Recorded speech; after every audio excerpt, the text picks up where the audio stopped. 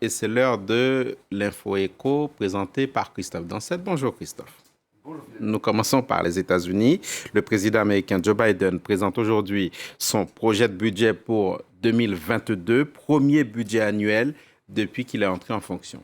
Et un budget faramineux, 6 000 milliards de dollars qui comprend son plan de sauvetage de l'économie d'environ 1 900 milliards de dollars et son plan des infrastructures, 2 300 milliards de dollars. Selon le New York Times, les budgets des années suivantes dépasseront encore cette somme de 6 000 milliards de dollars pour atteindre un pic en 2031 de 8 200 milliards de dollars, un budget de combat pour révolutionner l'économie américaine. On écoute le président américain.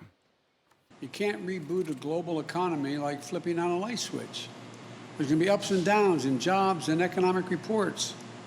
There's going to be supply chain issues, price distortions on the way back to a stable and steady growth. In the coming weeks, my administration will take steps to combat these supply pressures, starting with the construction materials and transportation bottlenecks and building off the work we're doing on computer chips. À noter que la dette, elle, devrait continuer de s'envoler pour atteindre 117% du PIB d'ici 10 ans. Une dette que la secrétaire au Trésor américaine Janet Yellen estime gérable grâce à des taux d'intérêt faibles. Et comment l'annonce de ce budget est-elle accueillie par les marchés financiers ? Eh bien, on peut dire que c'est moins cette annonce que l'économie américaine qui porte les marchés financiers ce matin, puisque cette économie américaine montre déjà des signes de redressement forts. Un des exemples, c'est les derniers chiffres des inscriptions hebdomadaires au chômage qui baissent plus que prévu. Cela porte donc les marchés. Du coup, ce matin, à l'ouverture en Europe, c'est plutôt du vert, autour de 0,3% pour l'ensemble des indices. À noter en France des chiffres, ceux de la croissance révisée par l'INSEE. Si la croissance a finalement moins reculé l'année dernière qu'annoncé, l'Institut des statistiques révise à la baisse cette croissance du premier trimestre cette année. Le PIB s'est contracté de 0,1% au lieu d'une progression jusqu'à présent annoncée de 0,4%. Ce chiffre ne change rien à la prévision de la croissance qui est de 5% pour le gouvernement, estime Bruno Le Maire. On laisse la France pour l'Argentine. Nous partons comme promis dans un pays où la crise de la viande fait des dégâts, de la viande bovine s'entend. La décision prise par le gouvernement d'interdire des exportations visait à lutter contre l'inflation du prix de la viande qui devient inabordable pour la plupart des habitants, pour beaucoup déjà appauvris par la crise du Covid-19, et ce dans un pays où la viande évidemment est un mets plus que sacré, surtout en pleine année électorale. Mais la mesure a été prise sans consulter les puissants éleveurs argentins. Ces derniers sont entrés en grève, une grève qui est reconductible. Reportage de notre correspondante en Argentine, Mathilde Guillaume. Dans un pays aussi carnivore que l'Argentine, le prix de la viande représente un indice crucial. Et ces derniers mois, son augmentation atteint le double de l'inflation, qui est déjà ici l'une des plus hautes au monde. Alors même pour la classe moyenne, l'impact est rude. Por ejemplo, estos cortes por los que pagué 400 pesos hace... Pour ces 2 steaks, j'ai payé 400 pesos. Il y a 7 mois, il valait la moitié.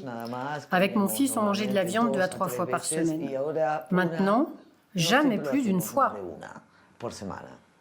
Pour tenter de faire baisser les prix, le gouvernement a pris la décision drastique de fermer durant 1 mois les exportations, qui le rend responsable de la hausse sur le marché interne. Indignés, les puissants éleveurs argentins ont réagi vite et fort pour défendre leurs intérêts. Au marché aux bestiaux de Liniers, le plus important du pays comme ailleurs, c'est la grève de la vente.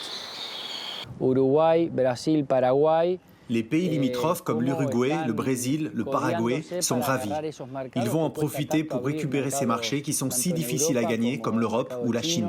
Difficiles à gagner mais si faciles à perdre.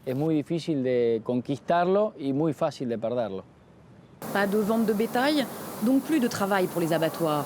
Au chômage technique tant pour les exportations que pour le marché interne. Et leurs stocks sont en train de s'amenuiser. Il nous reste peu de viande à vendre comme celle-ci. La plupart de nos chambres froides sont déjà vides. Si ça continue comme ça, on pourrait arriver à un problème d'approvisionnement. Ce bras de fer entre le gouvernement et le secteur agricole arrive au pire moment. L'Argentine, en pleine crise économique et sanitaire, a besoin de ces devises et ne peut pas se permettre l'enracinement du conflit. Et pour refermer votre journal économique, Christophe Dansette, on apprend aujourd'hui les raisons du divorce entre Neymar et Nike en août dernier.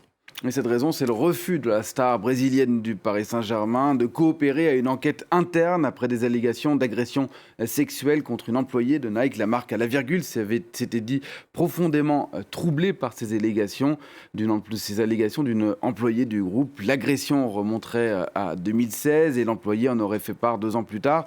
Neymar, de son côté, a toujours nié les allégations. L'enquête interne, elle, n'a rien donné, mais c'est peut-être l'affaire de trop, l'image de Neymar étant déjà ternie par une première accusation de viol au Brésil, cette fois c'était il y a quelques années, et puis par les déboires avec le fisc espagnol, sans parler de son goût peut-être un petit peu trop prononcé pour la fête.